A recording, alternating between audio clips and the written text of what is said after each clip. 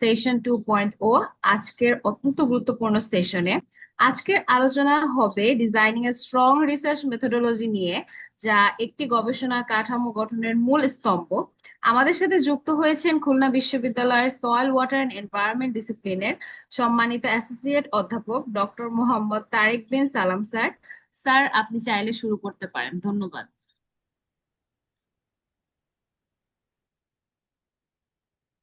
হ্যাঁ, অনেক অনেক ধন্যবাদ সবাইকে। শুভ সকাল, আসসালামু আলাইকুম। এবং আহ বাসি ঈদ মোবারক। না, ঈদ মোবারক কি বাসি হয়ে গেছে নাকি এখনো চলতেছে এদের স্যার, ছুটি যে? বাসি হয়ে গিয়েছে। পঞ্চম দিন।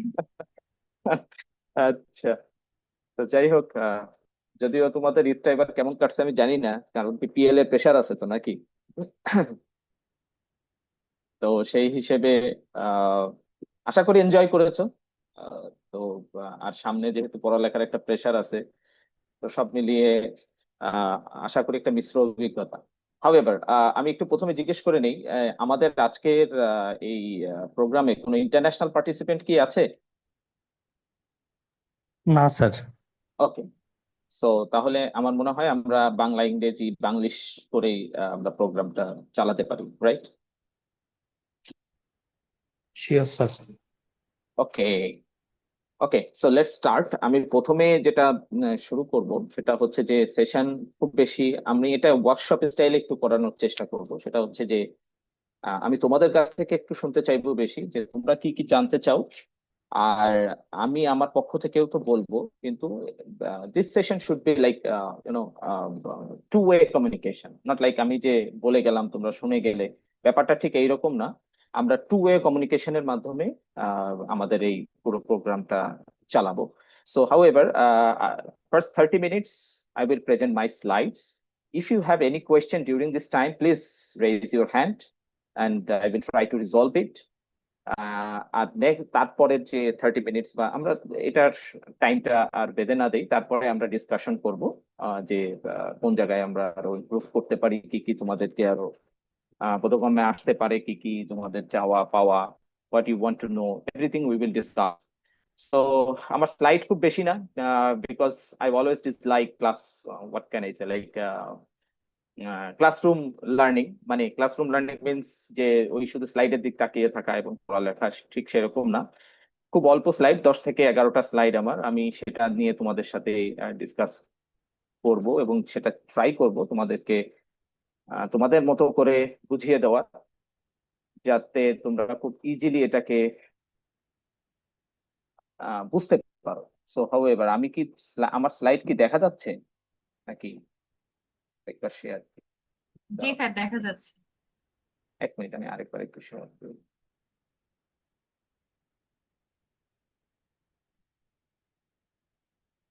এইবার এবার মনে হয় দেখা যাচ্ছে না? ঠিক আছে না? জি sir. Okay, so let's start, আমরা শুরু করি, হ্যাঁ। So, however, very good morning to all of you. This is, the methodology.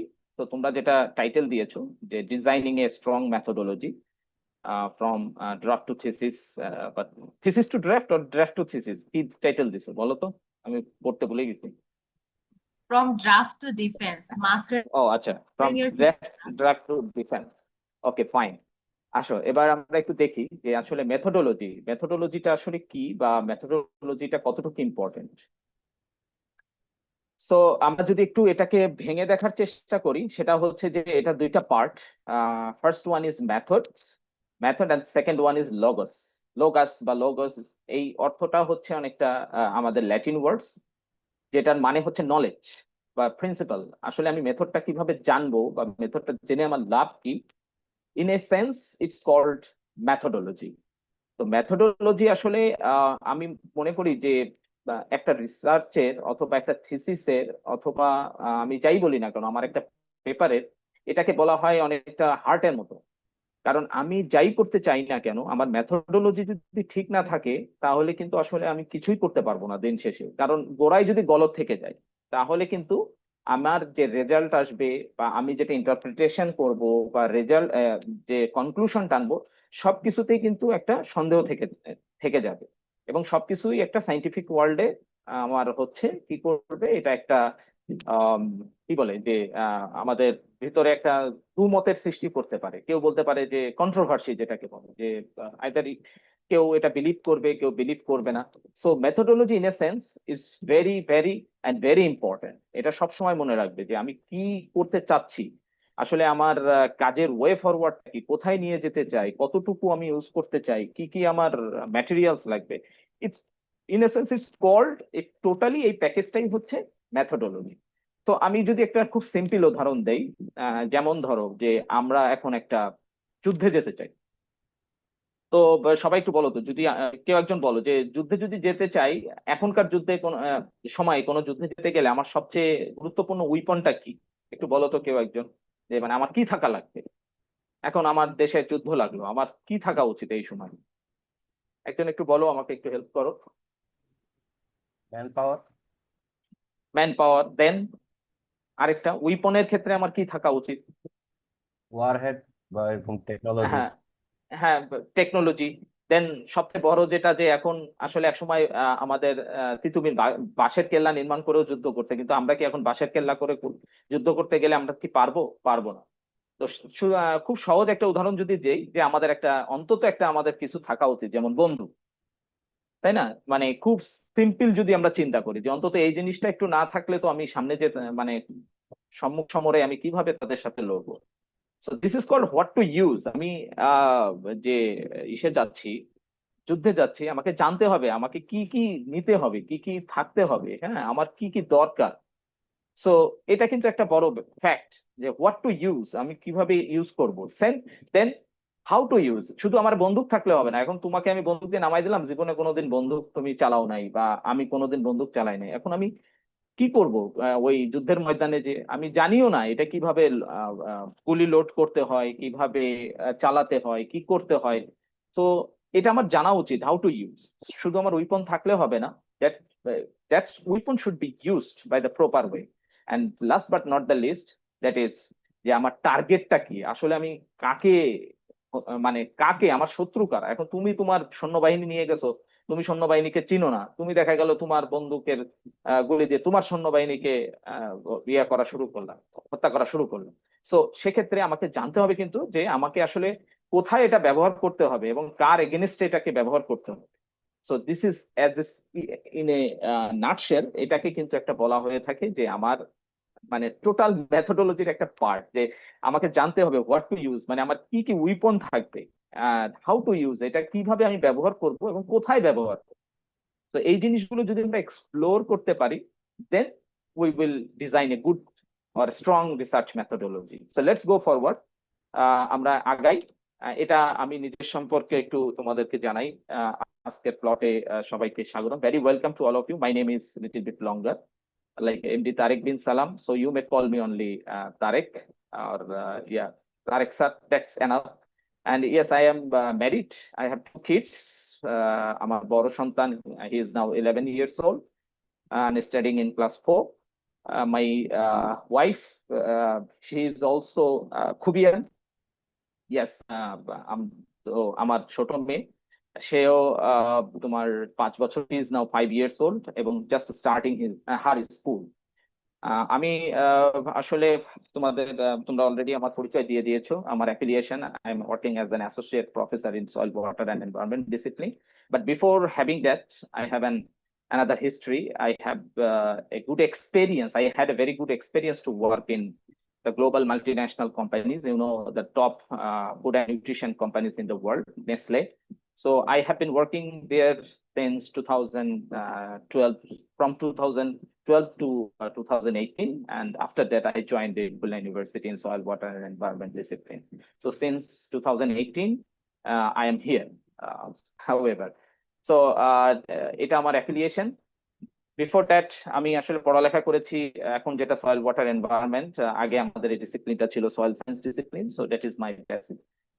আমি এখানকার স্টুডেন্ট, সয়েল সায়েন্স ডিসিপ্লিনের 05 ব্যাচের ছিলাম।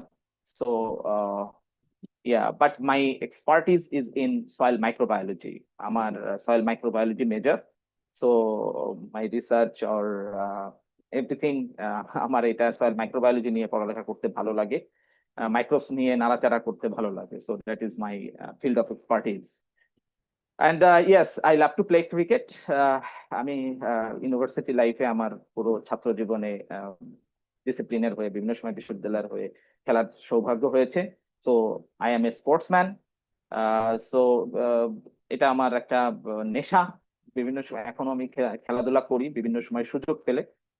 বাট আমার ফেভারিট প্লেয়ার বলতে পারো, স্যার আপনি খেলেন ক্রিকেট অথচ আপনার ফেভারিট প্লেয়ার ফুটবলের, but I don't know Y I like him. He is none other Lionel Messi. আসলে তার জাদুকরী স্কিল আমাকে অনেক বেশি অ্যাট্রাক্ট করে। তো আমার one of the favourite players definitely Lionel Messi.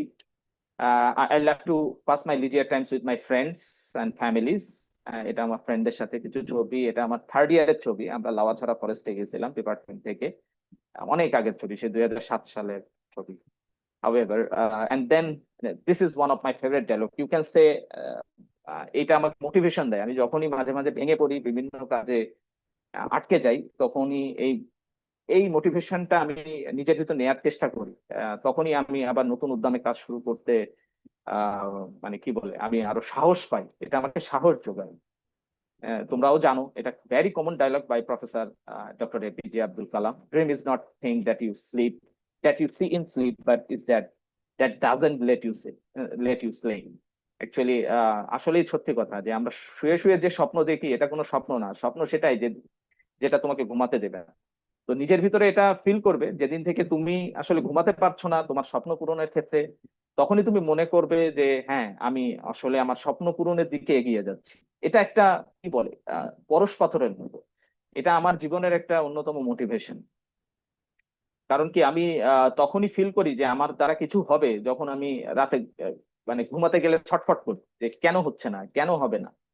So তোমরা সামনে তোমাদের অদূর ভবিষ্যৎ, অনেক বড় বড় জায়গায় তোমরা কাজ করবে, অনেক বড় বড়, যেহেতু তোমরা রিসার্চের প্রতি আগ্রহী। এখানে প্রায় 27 জন পার্টিসিপেন্ট দেখা যাচ্ছে। আমি আশা করি, আমি আমার মন থেকে দোয়া করি আমার সৃষ্টিকর্তার কাছে, এই 27 জন পার্টিসিপেন্টই তোমরা পৃথিবীতে প্রতিনিধিত্ব করবে বিভিন্ন জায়গায়। তো আহ, তারা এই কথাটা সবসময় মনে রাখবে, এই মোটিভেশনটা সবসময় রাখবা যে মানে তোমরাই পারবে। Yes, you will do it. কারণ কি, যে কে করবে, যে এই জায়গায় কেউ না কেউ তো করবে, সো ওয়াই নট মি। আমি কেন না? আমার ক্ষেত্রে মানে কি প্রতিবন্ধকতা, নিজের কোনো প্রতিবন্ধকতাটাকে কাজে লাগা, মানে কোনো সময় ভাববে না যে এটা আমার দ্বারা হবে না, সবসময় ভাববে যে yes I will do it. That's your motivation. তো হাউএভার, আমার ফিউচার প্ল্যান একটা ডেটা ব্যাংক তৈরি করার। আসলে এটার কারণ হচ্ছে আমাদের দেশে সয়েল মাইক্রোবায়োলজি বলো বা এই এগ্রিকালচারাল ফিল্ডে বলো, আমাদের ডেটা ব্যাংক বলে ওরকম অফিসিয়ালি কিছু নাই।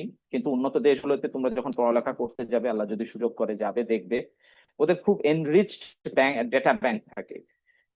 যেমন ধরো, আমি যখন জাপানে পড়ালেখা করেছি, দেখতাম ওদের 150, 200, 500 বছর আগের ডেটা নিয়ে ওরা কাজ করে, ওদের কাছে এই ডেটাগুলো আছে।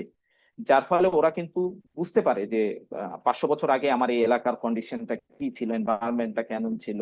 অথবা আমার যেহেতু ওদের পাহাড়ি অঞ্চল অনেক বেশি, ফরেস্ট এরিয়া বেশি, তো তারা এগুলো খুব সহজে স্টাডি করতে পারে এই ব্যাংকের দ্বারা, ডেটা ব্যাংকের দ্বারা। এবং এখন ওরা যেটা করে কি, ওই ডেটার এগেনস্টে এরা কিন্তু একটা খুব সুন্দর মানে প্রেডিকশন গুলো নিয়ে আসতে পারে যে বর্তমানে কি অবস্থায় আছে, ভবিষ্যতে ক্লাইমেট চেঞ্জ বা অন্য কোনো ইস্যুর কারণে কি ধরনের চেঞ্জ হতে পারে। সেভাবে ওরা কিন্তু মিটিগেশন স্ট্র্যাটেজি গুলো নেয়। So this is very important আমাদের দেশের জন্য এরকম একটা ডেটা ব্যাংক তৈরি করা। এটা আমার মনে হয় একটা সময়ের দাবি। সো আমার মানে ছোট মাথা থেকে যতটুকু সম্ভব আমি চেষ্টা করব ভবিষ্যতে এটাকে ডেভেলপ করার। So I need your support. তোমরা যারা আছো, তোমরা যারা রিসার্চের প্রতি আগ্রহী, প্লিজ হেল্প মি। যে যে সেক্টরে আছো, so it should be integrated. So I hardly request all of you to help me please.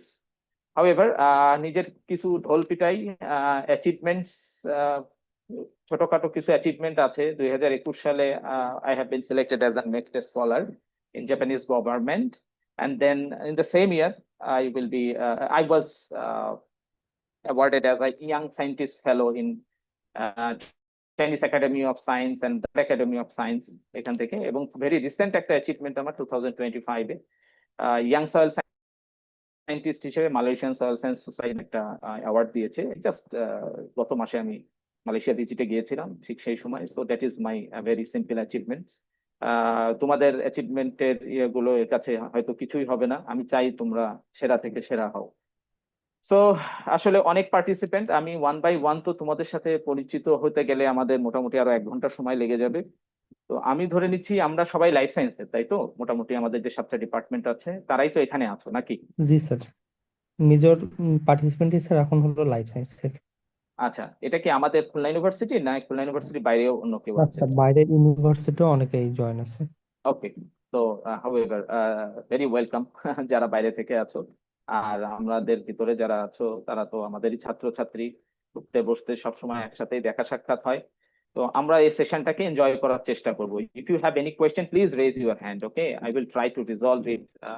আমি যতটুকু জানি সেটা থেকে আমি করার চেষ্টা করবো ইনশাআল্লাহ। So let's go forward. আমরা যে অংশে ছিলাম সেখান থেকে একটু এগিয়ে যাই। This is all about me in a slide, and yeah, let's go. So methodology, research মেথোডোলজিতে যাওয়ার আগে আমি যদি if I ask you a question, what is research? তো কেউ কি বলতে পারবে যে আসলে রিসার্চটা কি? ভেরি সিম্পলি, ওর হাজার খানিক সংজ্ঞা আছে। তোমার মতো করে একটা সংজ্ঞা আমাকে একটু বলো তো, খুব ছোটভাবে। What is research? কেউ একজন প্লিজ।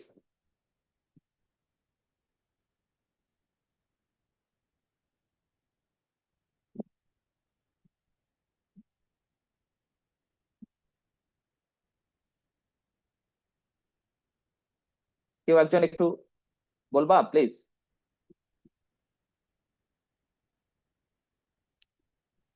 আসসালামু আলাইকুম স্যার। ওয়ালাইকুম আসসালাম।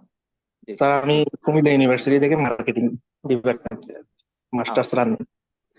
ওকে। স্যার রিসার্চের যদি ডেফিনিশন বলতে যাই সেটা হচ্ছে আমরা রিসার্চ হচ্ছে কিছু তথ্য সংগ্রহ করব, এরপরে তথ্যটা তথ্যগুলো অ্যানালাইসিস করে একটা নলেজ প্রডিউস করব। আমি রিসার্চ বলতেছি ফাইন এইটাই। Fine fine, very good, very good. আসলে রিসার্চটা এটাই, আর কিছুই না। যদি আমাকে একটা ওয়ার্ডে বলা হয়, আমি বলি যে this is nothing about like, sorry, what happened, yeah yeah. So in a word যদি আমাকে কেউ জিজ্ঞেস করে, আমি বলি ইটস কিউরিয়াসিটি, নাথিং এলস। আসলে আমি জানার ইচ্ছা, বাংলায় বলি না, জানার ইচ্ছা, এটাকে কি যেন বলে, জিঘাংসা নাকি এরকম একটা বলতো না আমরা ছোটবেলায়, কথায় প্রকাশ করতাম যখন। তো সেটাই কিউরিয়াসিটি, কিউরিয়াসিটি। তো it is desire to know the unknown, মানে আমি যেটা জানি না সেটা সম্পর্কে আমার মানে জানতে চাওয়া, জানার ইচ্ছা। যেমন একটু আগে কুমিল্লা ইউনিভার্সিটির আমাদের ইয়ে যে কথাটা বললো যে স্যার, ও আসলে মার্কেটিং, ও জানতে চায় যে মার্কেটে কি হচ্ছে, কেন মার্কেটে আমার এই ব্র্যান্ডটা খুব ভালোভাবে চলছে, কেন ওইটা চলছে না। এই যে যে জানার ইচ্ছা, এটাই রিসার্চ। আমরা যদি আমাদের লাইফ সায়েন্সের কথা ধরি, তাহলে আমি জানতে চাচ্ছি যে আমার এই মাটিতে বা এই জমিতে আমার ধানের ফসল 1 বছর ভালো হচ্ছে, সেকেন্ড ইয়ার ভালো হচ্ছে না, কেন হচ্ছে না? কি কারণে প্রথম বছর আমার ভালো হলো, দ্বিতীয় বছর যে আর ভালো হচ্ছে না, কোন এলিমেন্টটার কারণে এই সমস্যাটা হচ্ছে? তো দ্যাট ইজ রিসার্চ, যে আমি যেটা জানি না সেটাকেই আমার জানার ইচ্ছা। তো desire to know the unknown in a word, it's curiosity. আচ্ছা, এখানে টোটাল যদি আমি জিজ্ঞেস করি কতগুলো বল আছে?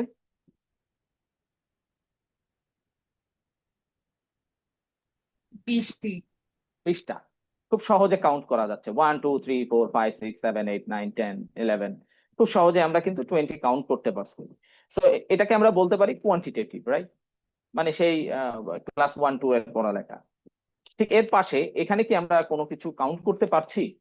কি মনে হয় তোমাদের? না স্যার। পারছি না। আমরা যদি ফিগার গুলো দেখার চেষ্টা করি, এখানে দেখানো হচ্ছে যে আমাদের মতো কোনো একটা মিটিং চলছে, রাইট? যে কোনো একটা জুম মিটিং বা কোনো কিছু চলছে, একজন আরেকজনের সাথে কথোপকথন করছে, একজন আরেকজনকে জানার চেষ্টা করছে। এই যে আমি যেমন তোমাদেরকে বলার চেষ্টা করছি, তোমরা আমাকে বিভিন্ন জিনিস বলছো। তো এটাকে একটা রিয়েল টাইম ডেটা তারা কালেক্ট করার চেষ্টা করছে। আবার এখানে কিন্তু সেকেন্ড যে পিকচারটা, এই পিকচারটাতে কি হচ্ছে যে দুইজন ভদ্রলোক, একজন ভদ্র মহিলা, দুইজন দুইজনের সাথে কথা বলছে। এটাকে বলা যায় যে একটা ইন্টারভিউ সেশন চলছে, 1 to 1 সেশন। যেমন তোমাদের ভাইবা বোর্ডে আমরা বিভিন্ন সময় আমরা বিভিন্ন ভাইবাতে তোমরা আসো, আমরা প্রশ্ন জিজ্ঞেস করি, তোমরা অ্যান্সার দাও, তোমাদের কিছু জিজ্ঞাসা থাকলে তোমরা জিজ্ঞেস করো। That is interview. এই ভদ্র মহিলা যেটা করছেন সেটা হচ্ছে কি, তিনি ডাটা মাইনিং করার পরে এটাকে ডাটা এক্সট্রাক্টিং বা ফিল্টারিং করছেন, যে বিভিন্ন অনেকগুলো ডেটা পাওয়া গেছে, সেখান থেকে আমি একটু ফিল্টার করার চেষ্টা করি। আর এখানে একটা ডিসকাশন চলছে, মানে টু ওয়ে কমিউনিকেশন, যে আমিও বলতেছি এটা কি তুমি বুঝতে পারো, আমি তো এটা বুঝতে পারছি না। তখন বললা যে স্যার এই জিনিসটা এইভাবে বলা হচ্ছে, এটা এরকম, আপনি হয়তো এটাকে এইভাবে দেখতে পারেন। তো আমরা যখন পরীক্ষার সময়, এই যে তোমাদের সামনে টার্ম ফাইনাল এক্সাম আসতেছে, তো সেই এক্সামের সময় আমরা যেটা করতাম, তোমরাও হয়তো করো, একসাথে আমরা অনেকে বসতাম, যেগুলো কঠিন বিষয় নিয়ে নিজেরা আলোচনা করতাম। এটা কিন্তু ইট মেক সেন্স যে আমাদেরকে আহ বুঝতে সহযোগিতা করতো, খুব easily, very easy to understand, যখন আমরা ডিসকাশনের মাধ্যমে পড়ালেখা করি। তো এই এটা কিন্তু কোনো কিছুতে গোনা যাচ্ছে না। সো দ্যাট ইজ, আমরা বলি কোয়ালিটেটিভ, যে তুমি তোমার ডেটাটাকে কতটুকু কোয়ালিটেটিভ করতে পারতেছো, দ্যাট মিনস কোয়ালিটি ফুল করতে পারছো। This is called quantitative.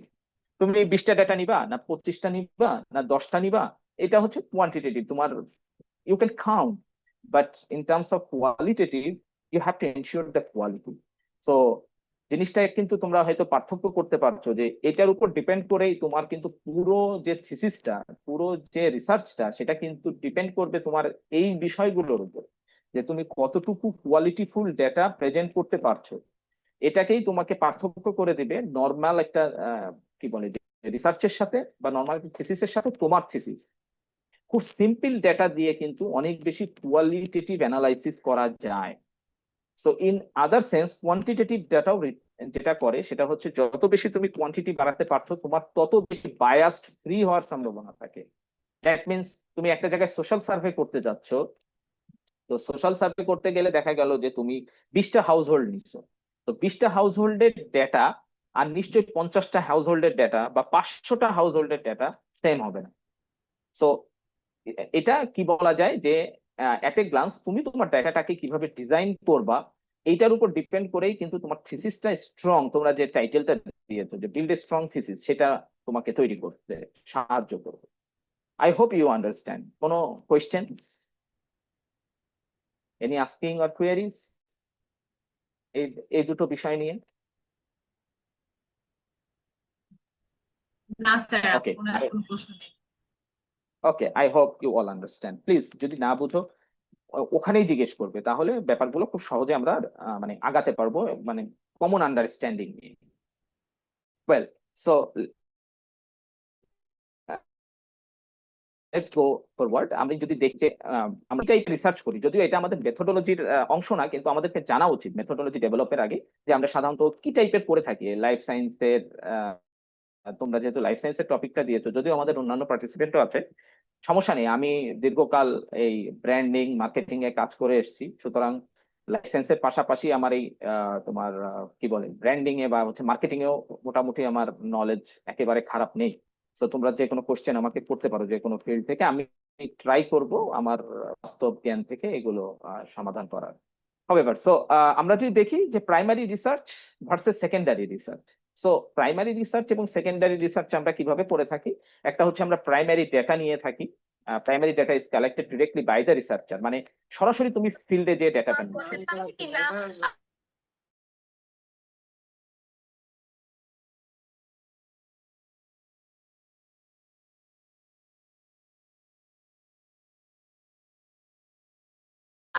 কি আমরা নিজে নেই। সাপোজ ধরো আমি করছি, আজকে আমি একটা রিসার্চের চিন্তা করলাম যে আমার এই ফিল্ডে 10 বছর আগে কি কি ধরনের ফসল বা কি কি ধরনের ক্রপ এখানে কাল্টিভেশন, তো আমি এই ডেটাটা কার কাছে পাবো? নিশ্চয়ই আমার নিকটস্থ এগ্রিকালচার অফিসে গেলে, আমি কৃষি অফিসে যদি যাই তাহলে গেলে আমি এই তথ্যটা পাবো। তো তুমি তখন একজন কৃষি অফিসারের সাথে কথা বললে বা তার সাথে সার্ভে করলে, ইন্টারভিউ নিলে, তো that is called secondary research.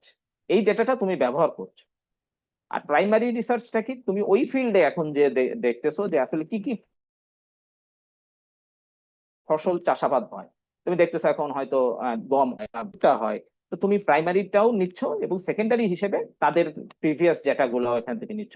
Same যারা মার্কেটিং এ কাজ করছো বা মার্কেটিং এ পড়ালেখা করছো, এদেরও ঠিক সেম, যে তুমি একটা মার্কেটকে এস্টাবলিশ করতে চাও, যে this market I want to establish, so you have to study যে এই এলাকার ইকোনমিক স্ট্যাটাসটা কেমন। এখন তোমার ওই এলাকায় দেখা গেল যে ম্যাক্সিমাম জনগণের ইকোনমিক স্ট্যাটাসটা এমন যে তাদের মান্থলি ইনকাম 10,000 বা বিলো 10,000। তো সেখানে তুমি যদি হাই প্রোফাইলের কোনো প্রোডাক্ট মার্কেটে নিয়ে আসো, তাহলে কিন্তু ইউ কান্ট এস্টাবলিশ, ওই প্রোডাক্টটাকে তুমি এস্টাবলিশ করতে পারবে না।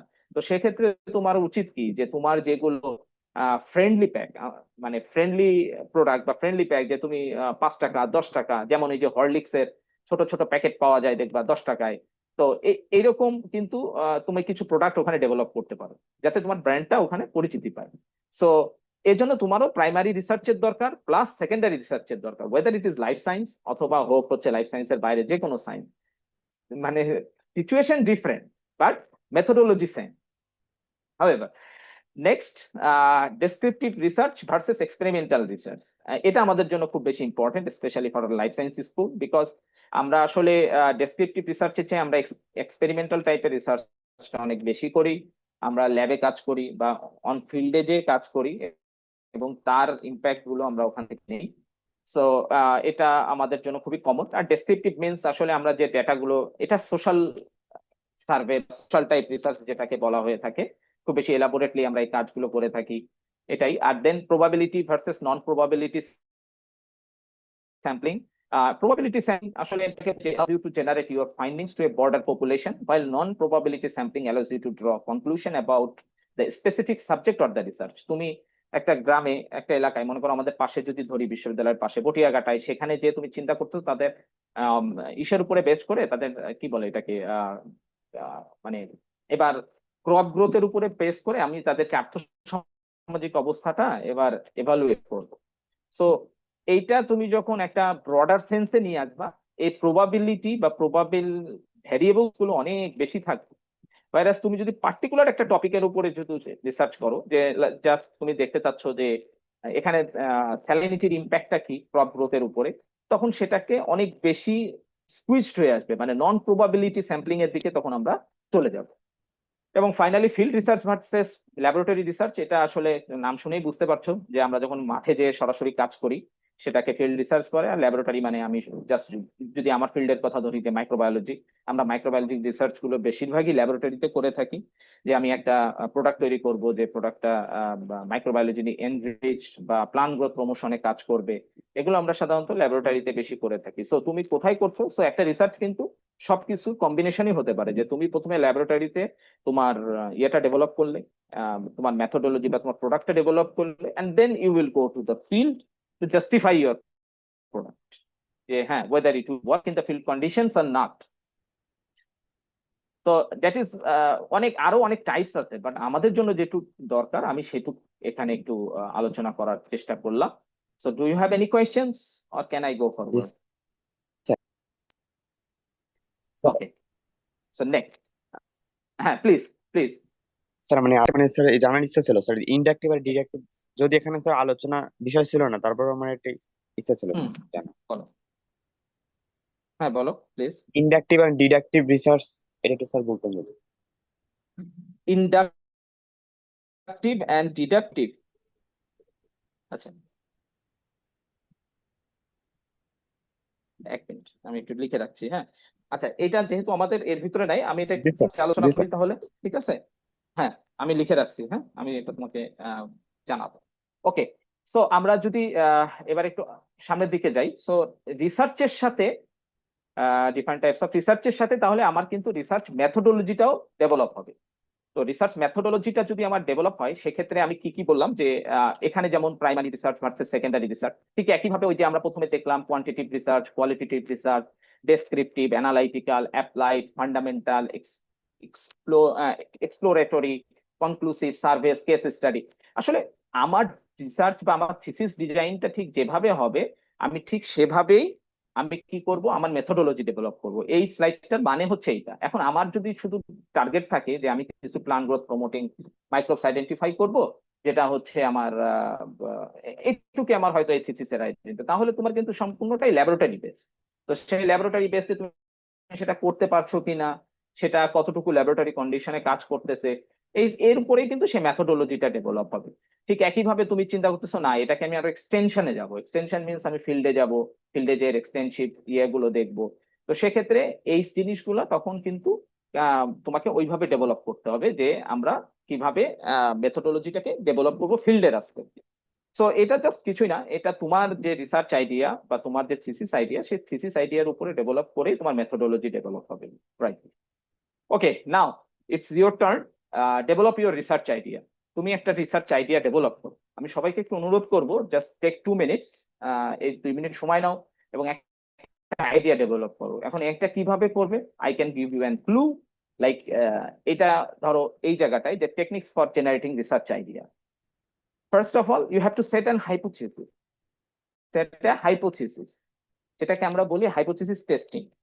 তোমরা যেহেতু অলরেডি অনেকগুলো সেশন করে ফেলেছো, can anyone please give me an example or কি বলে এটাকে, এনি ডেফিনেশন অ্যাবাউট হাইপোথিসিস? তোমরা কি কেউ একজন আমাকে বলতে পারবে যে হোয়াট ইজ হাইপোথিসিস?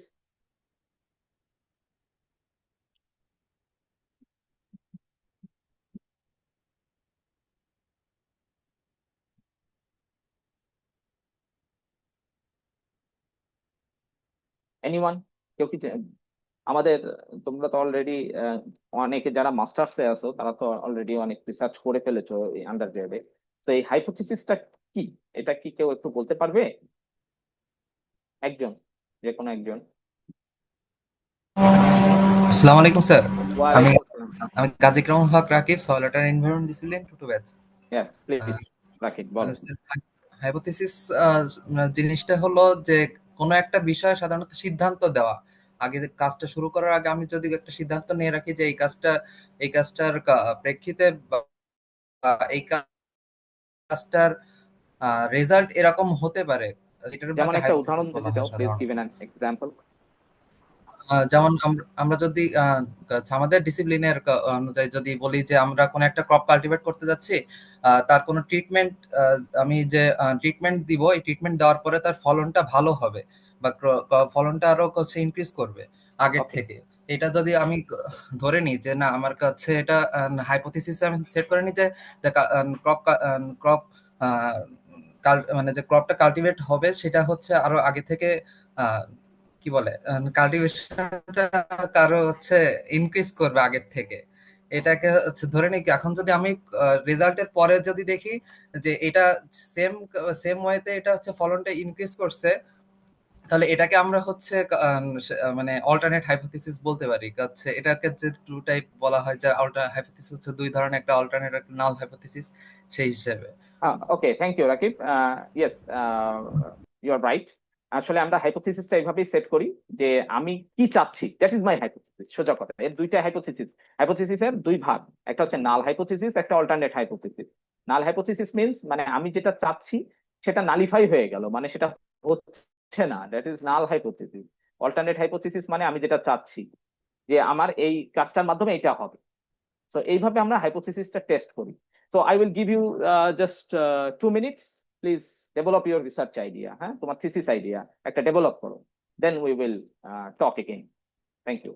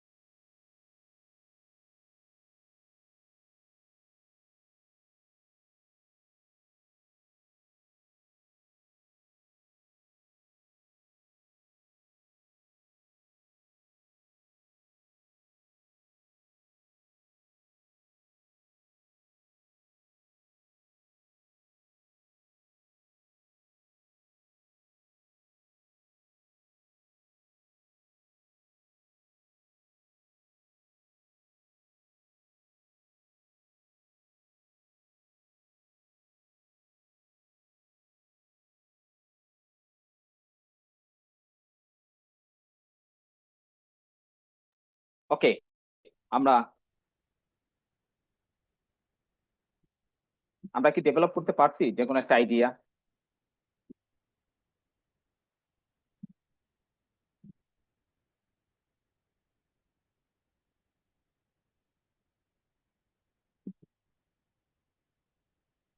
তোমরা কি আছো আমার সাথে?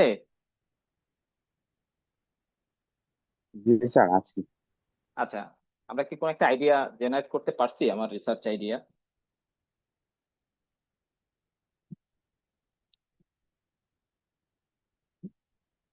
যে কোনো একজন একটু রেসপন্স করো প্লিজ।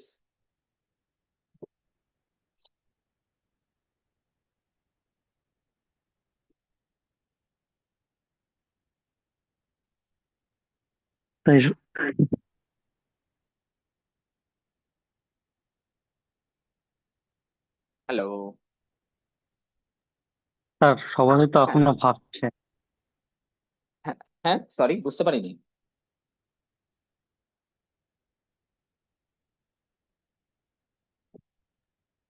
স্যার সবাই হয়তো এখনো ভাবছে যে তার রিসার্চ আইডিয়া নিয়ে। আচ্ছা, আচ্ছা, ওকে, গুড।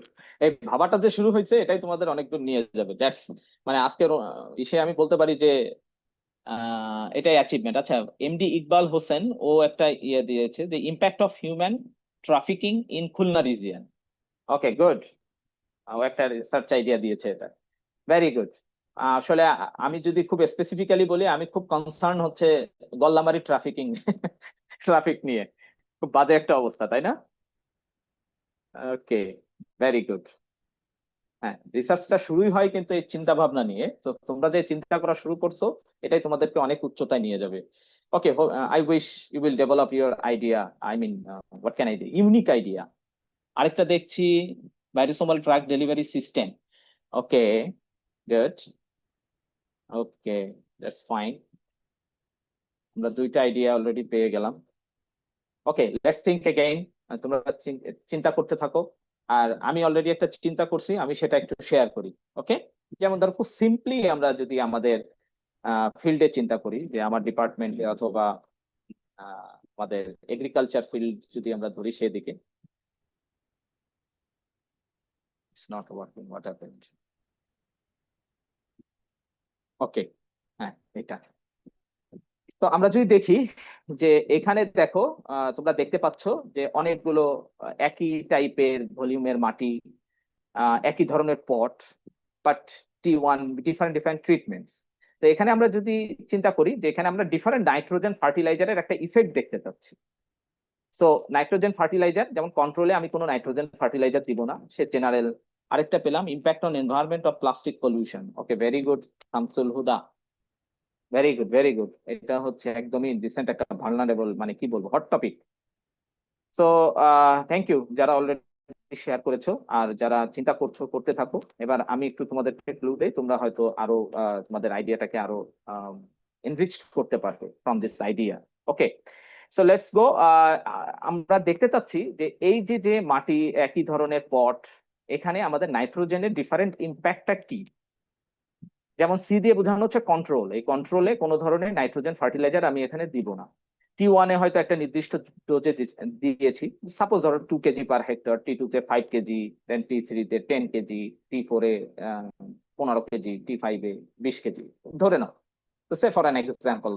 ওকে, সো আমার হাইপোথিসিসটা হলো যে ডিফারেন্ট নাইট্রোজেন যেটা আমরা দিয়েছি, যে নাইট্রোজেন দেওয়ার সাথে সাথে, নাইট্রোজেনের ডোজ বাড়ানোর সাথে সাথে আমার ক্রপ হেলথের কন্ডিশনটা ইনক্রিজ করবে, আমার গাছের গ্রোথ ভালো হবে। That is my hypothesis.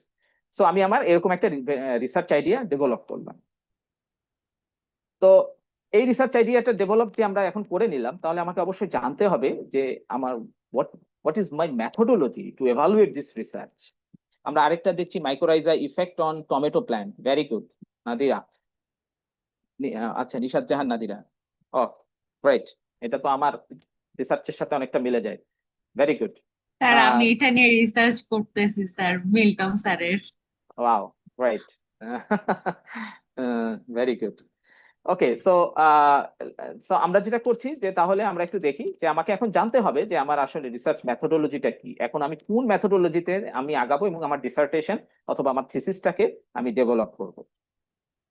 আবার আমরা প্রথম স্লাইডে ঘুরে ফিরে চলে আসলাম, সেই বন্দুক যুদ্ধ, বন্দুক, তারপর কোথায় মারবো, কিভাবে মারবো, একই কথা বারবার বলছি।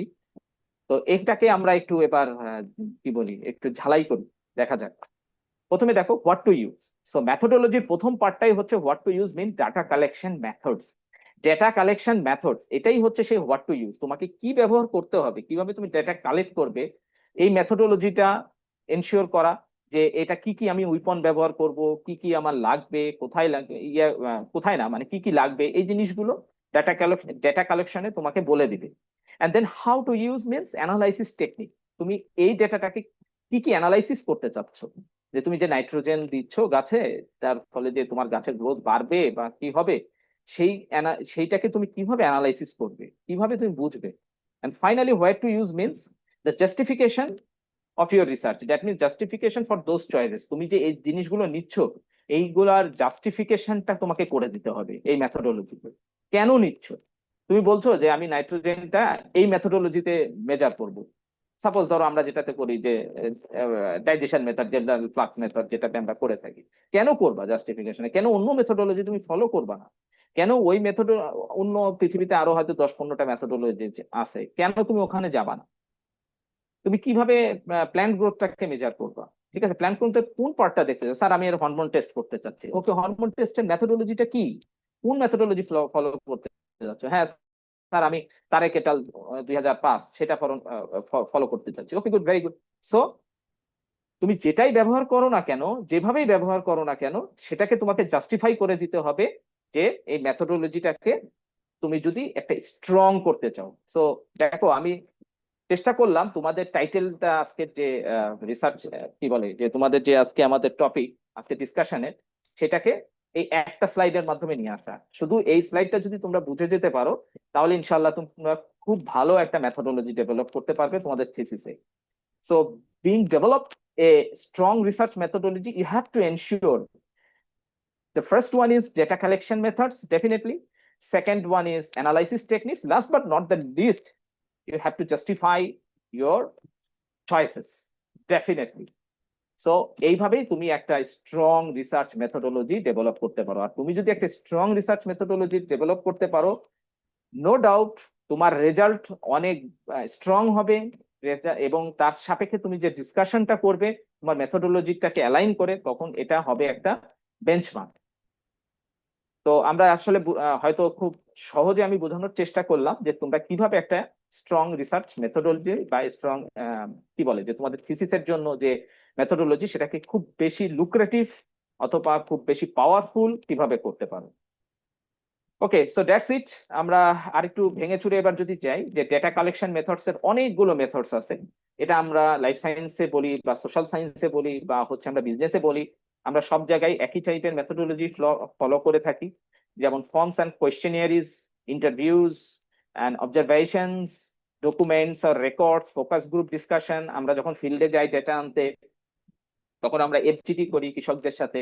আমরা যেমন যারা আমরা এগ্রিকালচার ফিল্ডে কাজ করি, তো এরকম যারা তোমরা মার্কেটিং বা হচ্ছে বিজনেসে কাজ করো, তারাও হচ্ছে দেখবা এরকম এফজিডি করো। বিভিন্ন দেখা গেলো তুমি একটা মার্কেটে গেছো, সেই মার্কেটে 10টা দোকানদার, তাদেরকে সিলেক্ট করে নিয়ে তোমরা এফজিডি করছো।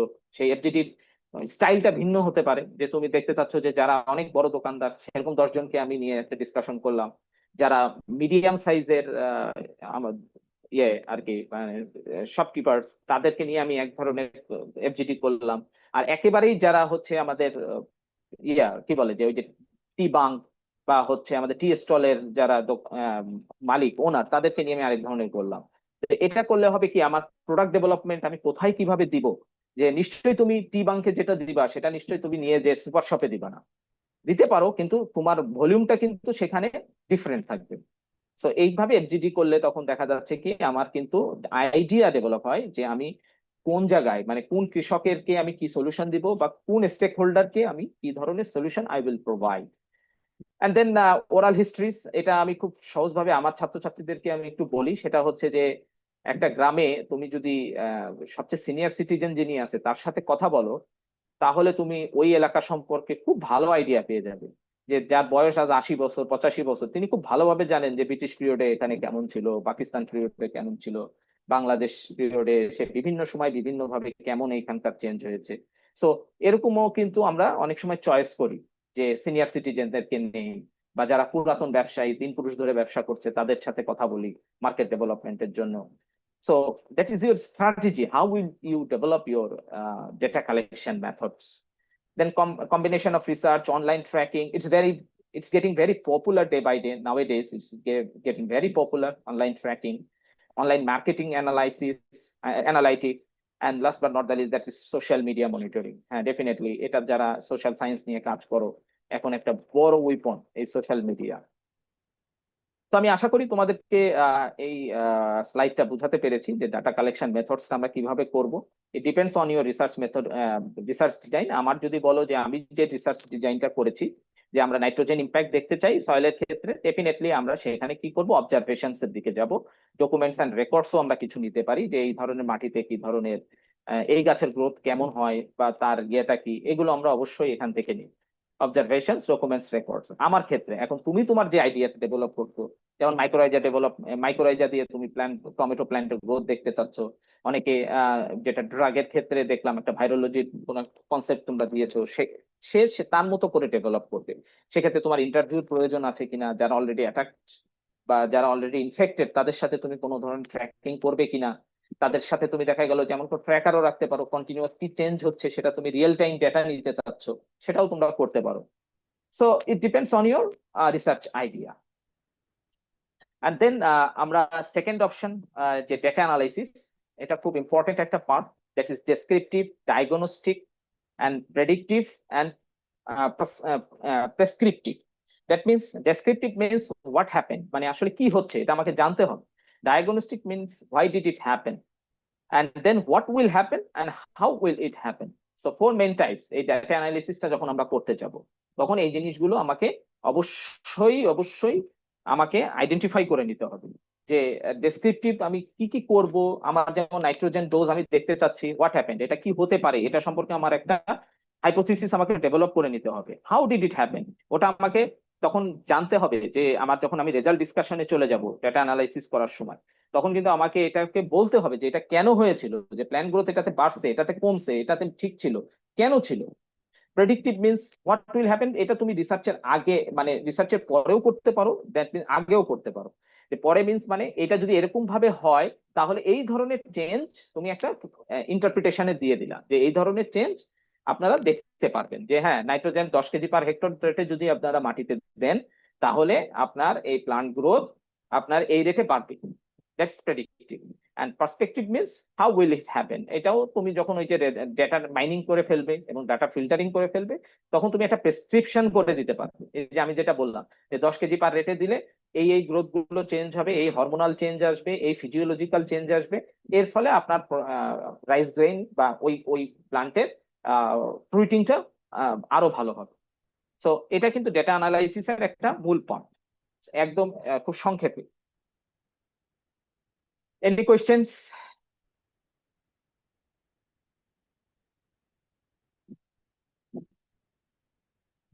ওকে, সো আমরা যদি পরবর্তীতে দেখি, একদম ফাইনালি যে জাস্টিফিকেশন অফ ইউর রিসার্চ, একদম 3 নম্বর যে ধাপটা।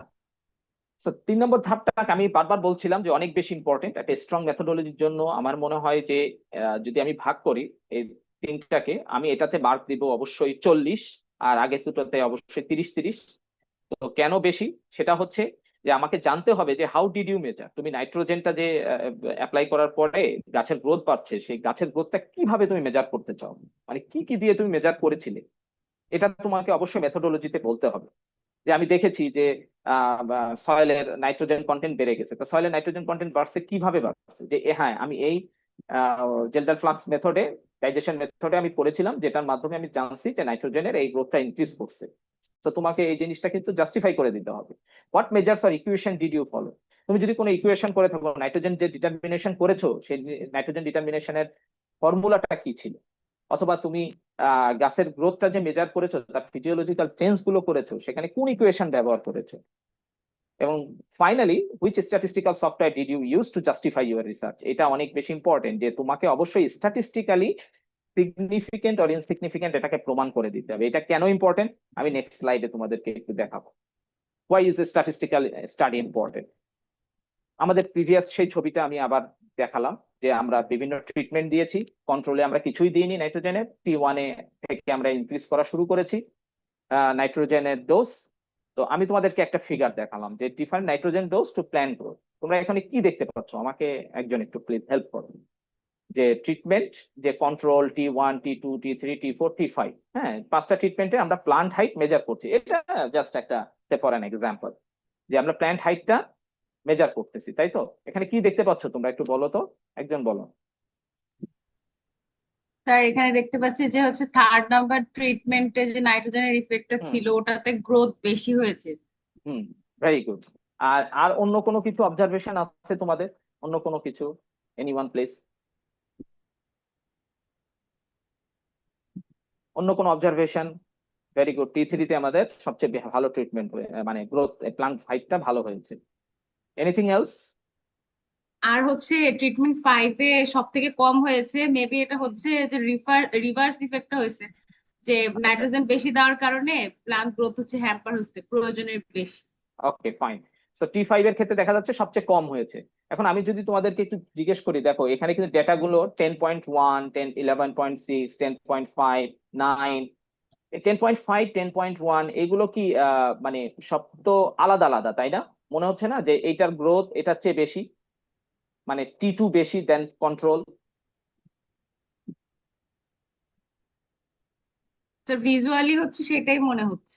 রাইট, ভিজুয়ালি কিন্তু আমরা দেখছি যে আমার সবচেয়ে বেস্ট ট্রিটমেন্টটা আমি পেয়েছি T3 তে, বেস্ট গ্রোথটা পেয়েছি আমি T3 তে, তারপর পেয়েছি T1 এ, দেন T2 তে, দেন কন্ট্রোলে, দেন T4, এবং যে কথাটা তুমি বললে যে সবচেয়ে লোয়েস্ট প্লান্ট হাইট আমরা অবজার্ভ করছি T5 এ।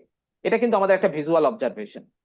এবার যদি আমরা স্ট্যাটিস্টিক্যালি এটাকে দেখার চেষ্টা করি, তো সেক্ষেত্রে দেখা যাচ্ছে কিন্তু, দেখো যে সবচেয়ে হাইয়েস্ট গ্রোথটা কিন্তু সেই T3 তেই ছিল।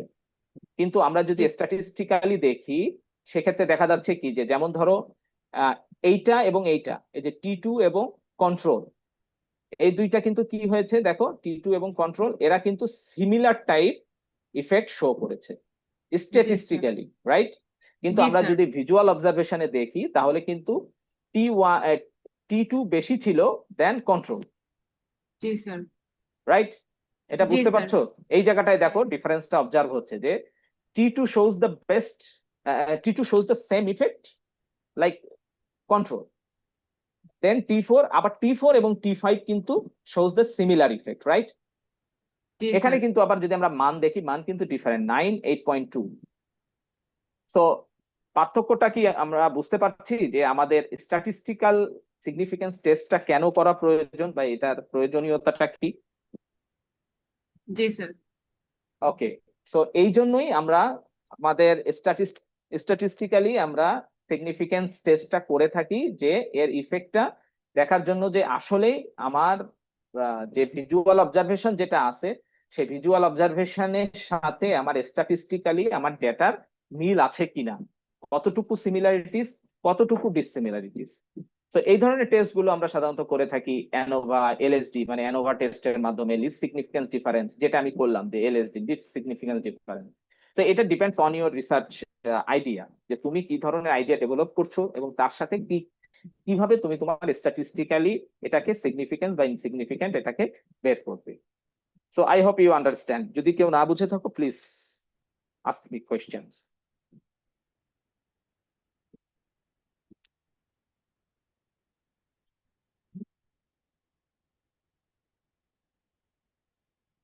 ওকে, সো আমার মনে হয় সবাই বুঝতে পেরেছো। সো আমি যদি লাস্ট, এবার আমার ভেরি লাস্ট স্লাইডস আমি চলে যাব। তো সেটা হচ্ছে যে হোয়াই সাইটেশন ইজ ইম্পর্টেন্ট। আমি যে কথাটা বলছিলাম যে জাস্টিফিকেশনের ক্ষেত্রে কিন্তু এই সাইটেশনটা অনেক বেশি ইম্পর্টেন্ট, যে রেফারেন্স, যে আমি কোন রেফারেন্সটা ইউজ করতেছি, যে নাইট্রোজেন ডিটারমিনেশনের জন্য আমি যে রেফারেন্সটা ইউজ করতেছি সেটাকে কিন্তু আমার মেথোডোলজিতে অবশ্যই লিখে দিতে হবে, যে তারেক এটাল 2005, বা নাদিরা এটাল 2020, বা দেবাশিস এটাল 2019, এরকম লিখে দিতে হবে তুমি কারটা ফলো করতেছো। এটার কারণ কি, যিনি তোমার থিসিসটা পড়বেন তিনি বুঝতে পারবেন যে প্রথমে কি টু ভ্যালিডেট ইউর রিসার্চ, যে তুমি যে তোমার রিসার্চটাকে ভ্যালিডেট করে দিলে সেটা, আবার তুমি যদি কোনো রেফারেন্সই না পাও, তুমি নিজস্ব অবজারভেশনের মাধ্যমে এই জিনিসটাকে লিখছো, তখন পাশে ব্র্যাকেটে লিখে দিতে হয় পার্সোনাল অবজারভেশন, যে আমি বা পার্সোনাল ইনভেস্টিগেশন, যে আমি ইনভেস্টিগেশন করে এই জিনিসটা পেয়েছি। To help readers locate your sources, তোমাকে আমাকে আমি তোমার থিসিসটা যখন পড়বো তুমি আমাকে জানাই দিলা যে এর সোর্সটা কিন্তু এইটা। আমি হয়তো এটা দেখে আমার একটা সন্দেহ হতে পারে, এটা কি এরকম, এটা তো এরকম না, আমার জানার ঘাটতি থাকতে পারে। সবাই আমাদের এত ডেটা, এই যে আমরা এতক্ষণ ডিসকাশন করছি বা ইয়ে করছি, এর মধ্যে কত পেপার পাবলিশ হয়েছে, কালকে যে ডেটাটা বা 1 ঘন্টা আগে যে আইডিয়াটা বা থটসটা মনে হতো যে হবে না, সেটা কিন্তু 1 ঘন্টা এতক্ষণে হয়তো ডেভেলপ হয়ে গেছে, বা এতক্ষণে হয়তো সেটা পাবলিশড হয়ে গেছে। একসময় কোভিড নিয়ে কত মারামারি, করোনা নিয়ে, করোনার ইয়ে হবে না, টিকা হবে না, ভাইরাসের ইয়ে হয় না, যারা ফার্মেসির আসো বায়োটেকের আসো তারা এই জিনিসগুলো আমার চেয়ে ভালো বুঝো। তো এটার এই সমস্যা, এটা দিয়ে ভ্যাকসিন ডেভেলপ করা সম্ভব না। তো আলহামদুলিল্লাহ আমরা তো ডেভেলপ করতে পারছি। তো সেটা তো আমাদের শরীরে আমাদের পুশও করছি, যার অনেক সাইড ইফেক্ট আমরা দেখতে পাচ্ছি, কিন্তু হচ্ছে তো। সো এটা আমাকে বলে দেওয়া যে তোমার পেপারটা যিনি পড়বেন, তোমার থিসিস পেপারটা যিনি পড়বেন, সে যেন জানতে পারে তোমার সোর্সটা কি, two stimulate your work in the discipline. Definitely তুমি জানাতে পারছো তোমার নিজস্ব যে ডিসিপ্লিন বা নিজস্ব যে এর এরেনা, তার ভিতরে এটাকে তুমি এক্সপোজ করতে পারছো। And finally, that is very very very important to avoid plagiarism. তোমরা জানো যে প্লাগারিজমটা কি, যে কোনো কিছু তুমি কপি করেছো কিনা, কোনো কিছু ডিরেক্ট ইয়ে হয়েছে কিনা, এর মাধ্যমে তোমার কিন্তু ডিগ্রি ক্যান্সেল হয়ে যেতে পারে। এখন অনেক সফিস্টিকেটেড। এই যে তোমরা যারা এখন 29 জনের মতো পার্টিসিপেন্ট আছো, আমি এই ব্যাপারে তোমাদেরকে বারবার সতর্ক করছি। আই রিপিট, আমি বারবার সতর্ক করছি, প্লাগারিজমের ব্যাপারে জিরো টলারেন্স।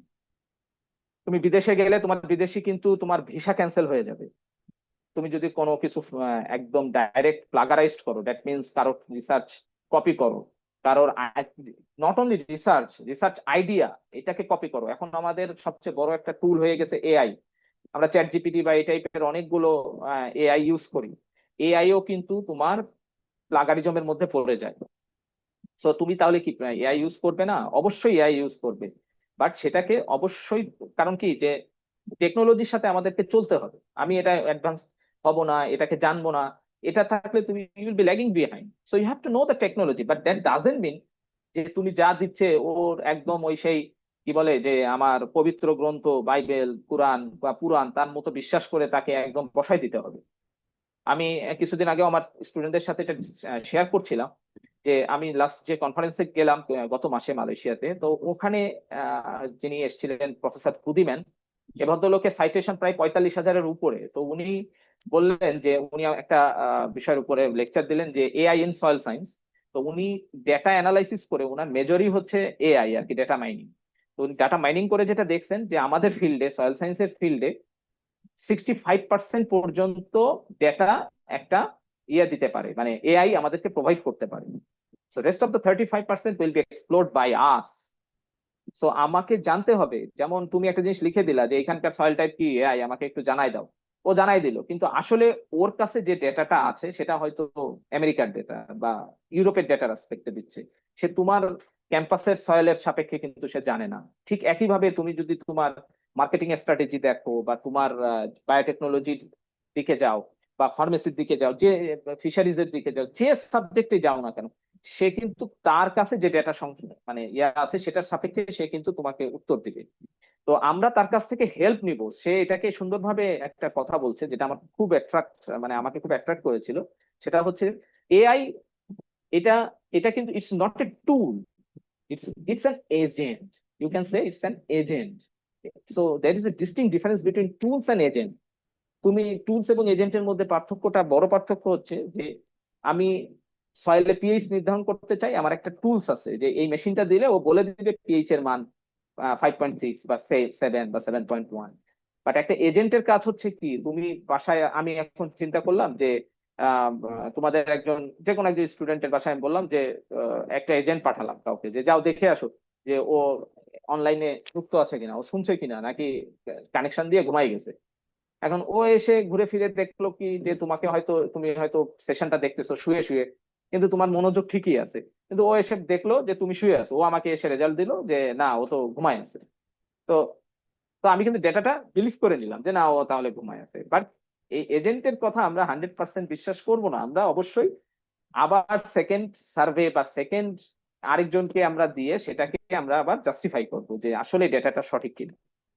সো তো আমি আশা করি তোমরা যারা আজকের পার্টিসিপেন্ট এই ব্যাপারে অনেক বেশি সতর্ক থাকবে। এই প্লাগারিজমের ব্যাপারে কিন্তু zero tolerance. Okay, I hope you understand. So finally I will conclude my discussion with some key messages. First one, to build a strong research methodology, you have to know how I will collect the data. I mean, data collection methods. Secondly, you have to know the analysis techniques. And last but not the least, please justify your choices. Please justify your research with proper referencing or citation. So that's all about from my side. Thank you very much. Thank you for your kind patience. And yeah, that's all about from me. Now it's your turn. If you have any questions asking, then I will try to resolve it. Thank you.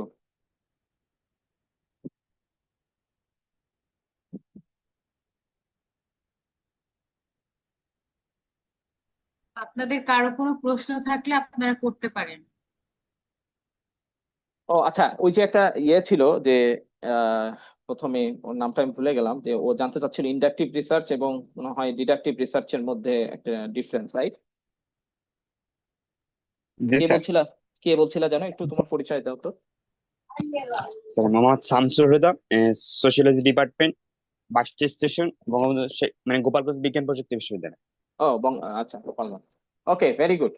সেটা হচ্ছে আমি খুব সহজে তোমাকে বুঝাই দিই উদাহরণ দিয়ে। হ্যাঁ, ইন্ডাকটিভ রিসার্চ এবং ডিডাকটিভ রিসার্চ হচ্ছে সোজা কথায় যে ইন্ডাকটিভ হচ্ছে তুমি পার্সোনাল অবজারভেশন থেকে তোমার রিসার্চ আইডিয়া ডেভেলপ করবে।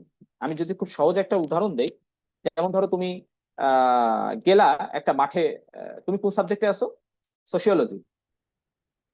জি স্যার। আচ্ছা, তাহলে তোমার সাপেক্ষে আমি উদাহরণ দিই। তুমি একটা হাউস হোল্ডে গেলা, সরি একটা সোসাইটিতে গেলা।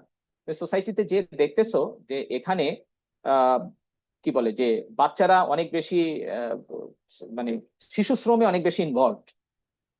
তো তুমি সেই অ্যাসপেক্টের উপর বেস করে তখন তোমার হাইপোথিসিস ডেভেলপ করবে যে বাচ্চারা যদি এর উপরে ইয়া হয়, এটার কারণটা কি। কারণটা হচ্ছে দেখা গেলো দারিদ্র্য সীমা। তো দারিদ্র্য সীমার নিচে তারা বসবাস করতেছে, সুতরাং তারা শিশু শ্রমে ইয়ে হয়ে যাচ্ছে, ইনভলভ হয়ে যাচ্ছে। তো এই ধরনের যখন তুমি রিসার্চের হাইপোথিসিসটা সেট করবা, that is called inductive.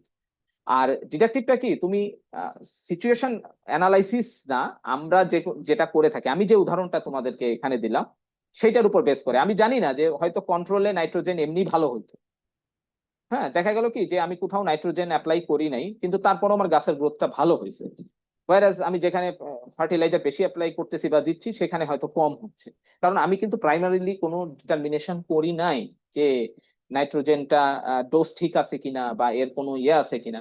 So এটা আমার পার্সোনাল, এটা আমার কি হচ্ছে যে কমন হাইপোথিসিসের উপর ডেভেলপ করে যে হ্যাঁ একটা ড্রাগ, এই প্যারাসিটামল খেলে আমার জ্বর কমতে পারে।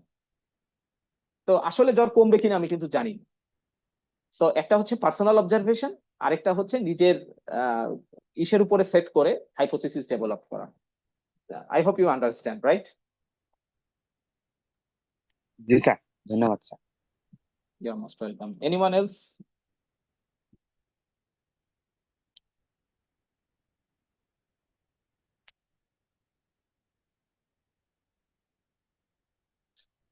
আসলে তোমরা নিশ্চুপ থাকলে মানে কি বলবো যে দুই ধরনের আন্ডারস্ট্যান্ডিং হয়, হয় সব বুঝে ফেলাইছো আর নাইলে কিছুই বোঝো নাই। আপনাদের কারো কোনো প্রশ্ন থাকলে স্যারের কাছে করতে পারেন, এখন কোনটা যে এই সুযোগ আর আসবে না।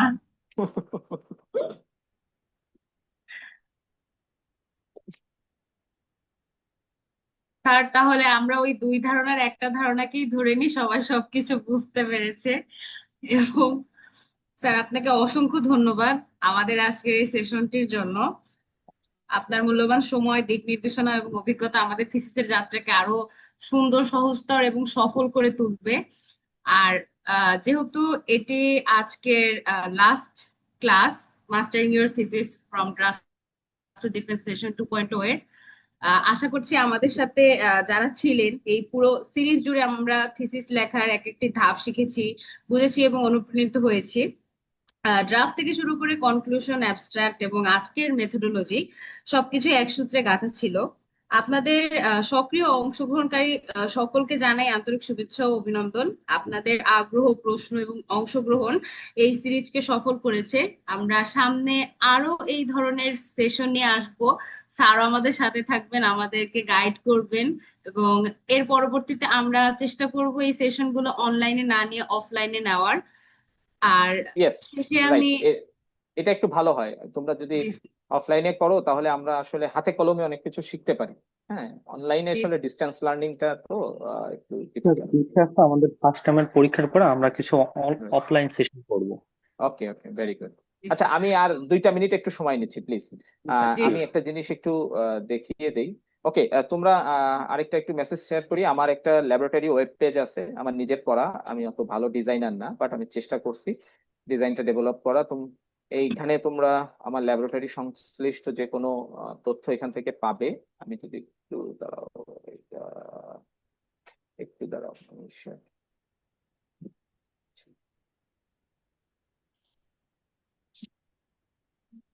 Just a moment.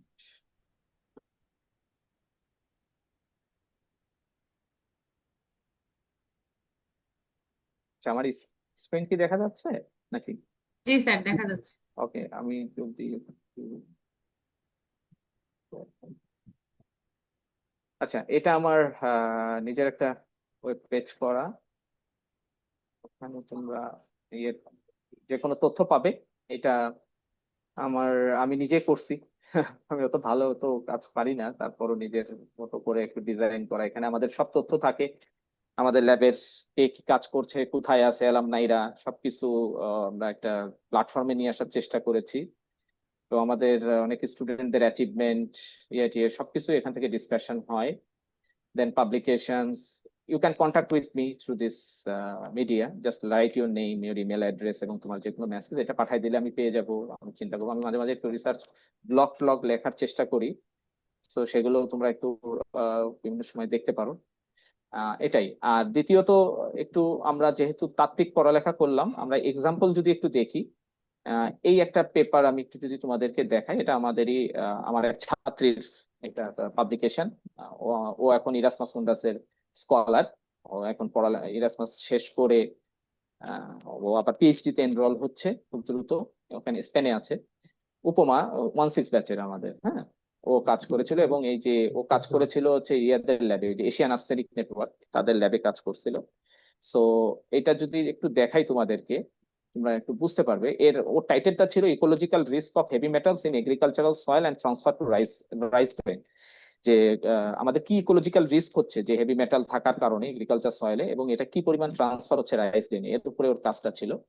এটা ওর অনার্সেরই কাজ। হ্যাঁ, তো দেখো, ওর কাজের আমি যে কথাগুলো বলছিলাম মেথোডোলজির ক্ষেত্রে, তোমরা যদি দেখো বুঝতে পারবে। এই যে collection method, sample collection and processing, কিভাবে কালেকশন করছি, কোথা থেকে করছে, হ্যাঁ, কোন ডিগ্রি ল্যাটিটিউডে, এগুলো কিন্তু সব ইনফরমেশন এখানে দিতে হয় তুমি যদি একটা ভালো জায়গায় পাবলিশ করতে চাও। এবং দেখো রেফারেন্স গুলো, এই যে রেফারেন্স এসআরডিআই ডেটা আমরা যে নিয়েছি, সেকেন্ডারি ডেটা। যে আমি সেকেন্ডারি ডেটার যে কথাটা বলছিলাম, যে এসআরডিআই সেখান থেকে যে ও নিয়েছে সেই ডেটা। তো তারপরে কিভাবে কি করা হয়েছে, একটা ম্যাপিং করা, কোন কোন ম্যাপে আমরা স্যাম্পল কালেকশন করেছি, কতটুকু ডিস্টেন্সে, এই জিনিসগুলো কিন্তু ম্যাপিং এ দিতে হয়। এবার স্যাম্পল অ্যানালাইসিস টেকনিক, এই যে প্রত্যেকটাতে দেখো দেওয়া অর্গানিক কার্বন, এই রেফারেন্সটা আমরা ফলো করছি। এই দেখো সয়েল পিএইচ, এই রেফারেন্স ফলো করছি। সয়েল ইসি, এই রেফারেন্স ফলো করছি। প্রত্যেকটার ক্ষেত্রেই কিন্তু আমরা রেফারেন্স দিয়েছি, মানে সাইটেশন করেছি। তো এটা তোমার ওই যে যে কথাটা বললাম, যে যে রিডার তার জন্য খুব ইজি হয় বোঝার জন্য। ওই যে ডেটা অ্যানালাইসিস যে প্রসেসটা, সেই স্যাম্পল অ্যানালাইসিস। তো ফার্স্ট ছিল আমাদের data collection methods, that is এইটা, and sample analysis, and finally তুমি কিভাবে করতে চাও। এই যে ডেটা অ্যানালাইসিস এর মধ্যে ইকুয়েশনের কথাগুলো বলেছিলাম, যে তুমি যে সয়েল পলিউশন ইন্ডেক্স বের করতে চাচ্ছে সে, তাহলে এই এই যে এই মেথডোলজিটা আমরা ফলো করছি, রেফারেন্সটা। দেন কোন ইকুয়েশন কোথা থেকে নেওয়া, সেগুলো সব এখানে দেয়া আছে। এরপরে হেভি মেটাল কিভাবে ট্রান্সফার হবে সেটা দিতে, এবং ফাইনালি স্ট্যাটিস্টিক্যাল অ্যানালাইসিস, যে কথাটা বারবার বলছিলাম আমি, যে স্ট্যাটিস্টিক্যাল অ্যানালাইসিসটা কোন, যেমন ও এসপিএসএস করে এই ডেটাগুলো অ্যানালাইসিস করছিল। তো এইভাবেই কিন্তু একটা স্ট্রং মেথোডোলজি ডেভেলপ হয়। আমরা যদি আরেকটা দেখি একটু ডিফারেন্ট, সেটা হচ্ছে যে এই পেপারটা একটু দেখো, এটাও আমার এক ছাত্রীর, ও 1-4 ব্যাচের। ওরা কিন্তু সার্ভে বেসড ওয়ার্ক করছে, যে environmental and institutional impact of tidal river management, a case study on Pakhimara tidal basin in south western Bangladesh. যে ওরা এনভায়রনমেন্টাল এবং ইনস্টিটিউশনাল ইম্প্যাক্টটা করতে চেয়েছিল, যে যেখানে টিআরএম চলছে। এটা যারা এনভায়রনমেন্টাল সায়েন্সের যদি স্টুডেন্টরা থাকো, ওরা অনেক ভালো বুঝবা। তো তার ডেটাগুলো দেখো, সে যেভাবে করছে, যে মেথোডোলজিতে, যে এটা কিন্তু ওইটার চেয়ে ডিফারেন্ট। যে selection of the study area, এই স্টাডি এরিয়াটা সে কেন সিলেকশন করছে, সেখানে কতগুলো হাউস হোল্ড ছিল, সেগুলো সব ডিটেল কিন্তু এখানে লেখা। কোন মেথডে সে গেছে, যে এই যে কি ইনফরমেশন, KII বলি আমরা, কি ইনফরমেশন ইন্টারভিউ, যেটাকে আমি FGDও বলছিলাম, যে ফোকাস গ্রুপ ডিসকাশন। তো তুমি কিভাবে করেছো, সেগুলো কিন্তু সব এখানে ডিটেইল তোমাকে দিতে হবে। এবং তার উপর বেস করে এই যে সাস্টেইনাবিলিটি ইন্ডিসেস, কি কি সাস্টেইনাবিলিটি ইন্ডেক্স তারা ব্যবহার করেছিল, কিভাবে অ্যাসেস করছে, কোন ইকুয়েশনের বেসিসে, তো সব কিছু কিন্তু তোমাকে ডিফাইন করতে হবে। এই যে এই ইকুয়েশনটা প্রপোজ বাই কোথারি 2004, এই ইকুয়েশনটা কিন্তু আমার তৈরি করা না, বা আমার ওই ছাত্রীর তৈরি করা না, ও একটা রেফারেন্স থেকে নিয়েছে। তো আসলে এই জিনিসগুলোই আমি তোমাদেরকে একটু বোঝানোর চেষ্টা করলাম সর্বোপরি, যে তোমার রিসার্চ আইডিয়ার উপরে ডিপেন্ড করবে তুমি কিভাবে মেথোডোলজিটা ডেভেলপ করবে। এবং মেথোডোলজিটা কিন্তু আমি বারবার যে কথাটা বলছি, এটা তোমার রিসার্চের একটা প্রাণ, মানে তোমার শরীরের কি বলে যে হৃৎপিণ্ড, সোজা কথা। এটা যদি ঠিক মতো না হয়, তাহলে কিন্তু তোমার পুরো রিসার্চ আইডিয়াটা, তোমার পুরো থিসিসটাই কলাপস করবে। So wish you all the best. I hope this session will help you to prepare a very impactful as well as very strong research methodology. And যদি সেটাই হয়, তাহলে সেটাই আমার success. That's it, thank you very much. Thank you sir. আমি Khulna university research সোসাইটির প্রেসিডেন্টকে request করব, যেহেতু এটি আজকে আমাদের লাস্ট ক্লাস, কিছু বলার জন্য। ধন্যবাদ।